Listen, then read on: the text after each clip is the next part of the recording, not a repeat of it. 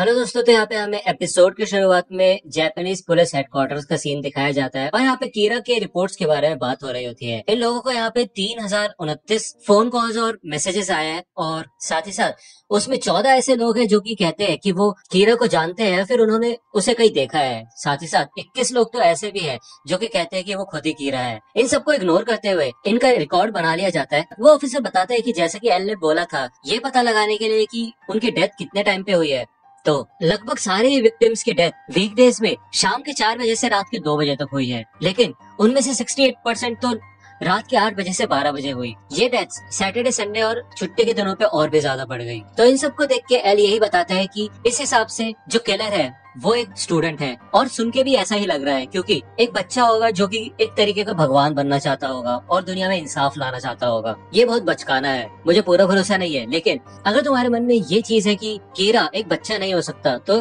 ये बात अपने दिमाग से निकाल दो। तो यहाँ पे मात्सुरा बीच में उठता है और कहता है कि मैं ये नहीं कह रहा कि कीरा जो भी कर रहा है वो सही कर रहा है, लेकिन देखा जाए तो जापान में पिछले कुछ दिनों से क्राइम रेट काफी ज्यादा कम हो चुका है। तो यहाँ पे ज्यादातर ऑफिसर मात्सुरा की बात सुन के उसे इग्नोर ही करते हैं और चीफ भी मात्सुरा को बैठा देता है। अब यहाँ पे एल बोलता है कि मैं आप लोगों से एक और रिक्वेस्ट करना चाहता हूँ, मुझे माफ करना।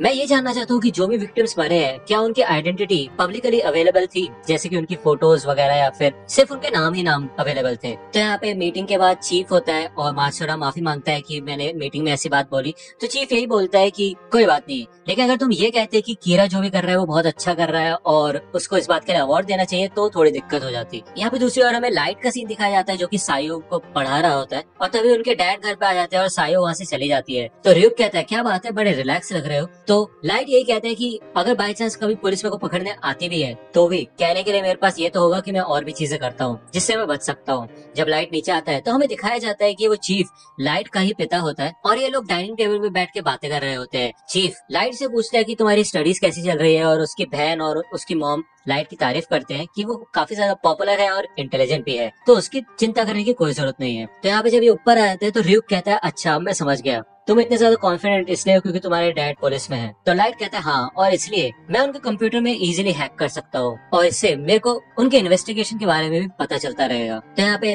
लाइट अपने डैड का कंप्यूटर हैक कर लेता है और उसमें जो भी फाइल्स होती है उनको देख के लाइट को पता चल जाता है कि अब पुलिस को शक है कि जो कीरा है वो एक स्टूडेंट हो सकता है। तो यहाँ पे लाइट कहता है किसी भी इंसान का नाम डेथ नोट पे लिखने के बाद हम उसके आगे कॉज ऑफ डेथ लिख सकते हैं, जैसे कि लाइट हमेशा हार्ट अटैक लिखता है, और दूसरे रूल के हिसाब से हम 6 मिनट 40 सेकंड में एक डेथ को डिस्क्राइब भी कर सकते हैं, यानी कि किसी विक्टिम को अलग तरीके से भी मार सकते हैं। इस हिसाब से अगर मैं किसी क्रिमिनल का नाम लिख के उसके आगे हार्ट अटैक लिख के नीचे 6 मिनट 40 सेकंड में मरने का टाइम भी सेट कर देता हूँ तो वो हो जाएगा, है ना रियुक। तो रियुक कहता है हाँ ऐसा हो जाएगा। तो लाइट कहता है फिर तो अब और मजा आने वाला है।